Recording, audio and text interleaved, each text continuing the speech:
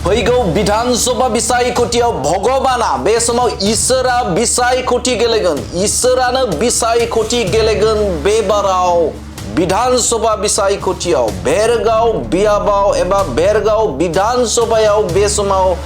इसोरानो बे समाव बिसायख'थि गेलेगोन भगबाना बे समाव बिसायख'थि गेलेगोन थारैनो नोंथाङा थारखौनो खोनादों बे समाव बीपीएफ राजखान्थि हान्जानिफ्राय भगबानफोरा इसोरफोरा बे समाव बिसायख'थिनि थाखाय टिकेट बिगासिनो एबा बिजाथिनि थाखाय बे समाव टिकेट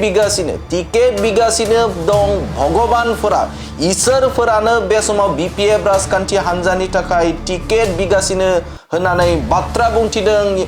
बिथां टीसीएलसीनि मासिगिरि बिथां बिक्रम दैमारी बिथाङा बाथ्रा बुंथिदों जे फैगौ विधानसभा बिसायख'थि बे बिसायख'थिनि थाखाय बीपीएफ राजखान्थिनि जानानै बिसायख'थि गेलेगोन भगबानफोरा एबा इसोरा होननानै बाथ्रा बुंथिदों बिथां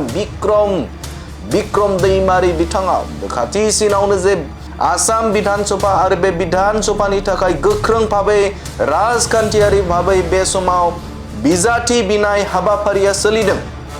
आरो बे समाव बीपीएफ राजखान्थि हान्जानिफ्राय बिजाथि महरै लुबैदों भगबानफोरा एबा इसोरफोरा होननानै बाथ्रा बुंथिदों बिथां बिक्रम दैमारी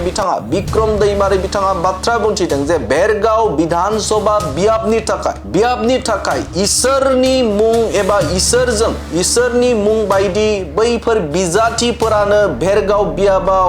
बिजाथि हास्थायदों बीपीएफ राजखान्थि हान्जानिफ्राय होननानै बाथ्रा बुंथिदों बिथां बिक्रम दैमारी बिथाङा फैगौ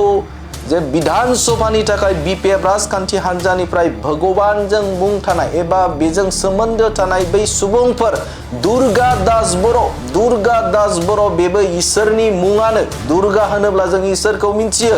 आरो बेनि अनगायैबो बे समाव दङ कृष्णकान्त बिथाङाबो इसोरनिनो मुं आरो बेनि अनगायैबो महेश्वर बर' बिथाङाबो इसोरनिनो मुं आरो पबित्र बर'आबो बे समाव इसोरनिनो बायदि होननानै बुंथिदों बिथां बिक्रम दैमारी बिथाङा दा बेखायनो इसोरा बे समाव टिकेट नागिरदों इसोरजों सोरबा हायो नामा जुजिनो हायो नामा होननानै बाथ्रा बुंथिदों बिथां बिक्रम दैमारी बिथाङा आरो बिथाङा बाथ्रा बुंथिदों जे फैगौ विधानसभायाव भेरगाव बियाबनिफ्राय देरहासार जागोन इसोरजों सोरबा जुजिनो हायो नामा होननानै बाथ्रा बुंथिदों बिथां बिक्रम दैमारी बिथाङा आरो फैगौ विधानसभायाव इसोरानो देरहासार जागोन होननानै बुंथिदों बिथां बिक्रम दैमारी बिथाङा आङो बुंदों जोंहा भेरगाव समस्तियाव गिनांगौ जेबो गैया गासैबो केन्डिडेटआनो फिट जायफोरा टिकेट बिदों सब गासैबो इसोरनि भगबाननि नाम गोजा दुर्गा दास बर' बिथाङाबो भगबाननिनो मुं कृष्णकान्त बसुमतारी बिथाङाबो भगबाननिनो मुं महेश्वर बर' बिथाङाबो भगबाननिनो मुं पबित्र बर' बिथाङाबो गोथार माने इसोर बायदियानो बिथाङाबो दा बिनिखायनो भेरगाव समस्तियाव गिनांगौ जेबो गैया भेरगावआव जिखौ होयो बेखौनो जों देरहागोन लाइमोनफोरनि चेकखौ दिनै बेयाव डेमि चेक हिसाबै आं थांगांब्रैसो रायनाय जाबाय अलरेडि एकाउन्टआव डिपजिट सोरनिबा एकाउन्टआ जुदि प्रब्लेम गैयाबा डकुमेन्टसफोरा थिग दङबा एकाउन्टआव हाबबायानो बिथांमोना बुंनो हासिगोन जोंनि हाब्बाय होननानै दा सेल्फ हेल्प ग्रुपआवबो गासैबोखौ बेयाव जोङो होजोबनाय जायाखै एकाउन्टआव हाबबाय दहायनो 11टा बाजियावनो एकाउन्टआव हाबजोबदों मेसेजखौ खोन्थादों बिथांमोना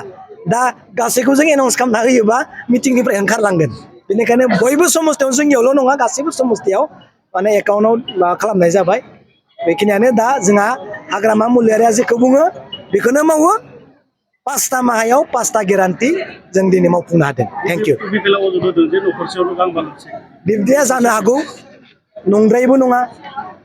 नंगौबाथ' नंगौआनोसै सोरबा न'खरावनो जुदि गांब्रै गांबा मोनदोंबाथ' बे अयनाय जादों बेफोरखौ जों सालिजारि नायगोन बेखौ जोङो सोरबा अभियोग होदोंबा नंगौखौनो होनो हागौ आरो खायफा गुबुन आङो इउपिपिएलनि खोथाखौ बुङा जे जोंनि मानसियाबो होनो हागौ बा इउपिपिएलनि गुबुन राजनितिक दोलाथ' नंखायखौनो बुंगोन खिन्थु नंगौबा जों बेखौ सालिजारि नायगोन थेंक इउ